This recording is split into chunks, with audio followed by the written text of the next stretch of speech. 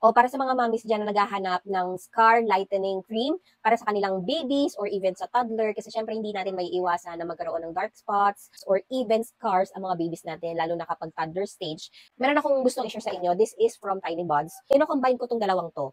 Lighten Up Lightening Scar Gel. Gentle care for marks and dark spots. Papakita ko sa inyo yung mismong product. Ayan, o, ganyan lang siya. Clear lang din siya, gel type, and wala po siyang amoy. Okay na okay for sensitive skin and even sa mga babies natin. This one naman is Brighten Up Face Cream for extra sensitive skin, kaya pwede sa mga newborn and mga babies. To brighten up or medyo mag-lighten yung mga scars ng mga anak natin, babies or even toddler. Ayan, i-combine nyo tong dalawang to. Lighten Up and Brightening Cream. This one kasi medyo light yung consistency niya, kaya okay siyang gamitin sa umaga. Ito naman kasi medyo sticky yung consistency niya, kaya ito ginagamit ko to sa gabi. I will show you kung ano yung pinaka-product. Ganyan kasi siya.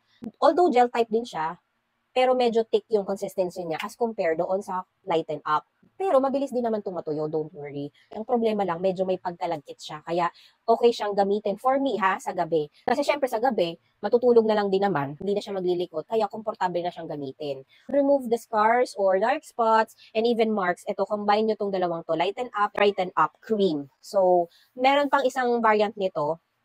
Color yellow ata yon. Pero ito kasi yung ginagamit ko kasi this one for sensitive skin, pwede sa mga babies. So, yun lang kung gusto niyo this so yun lang kung gusto niyo din kung pinoproblema niyo din ang mga dark spots, mga scars, and even marks sa mga babies niyo, lalo na sa mga baby girl, this one is a good combination to lighten their dark spots. So, ilagay ko na lang din yung link sa mga gusto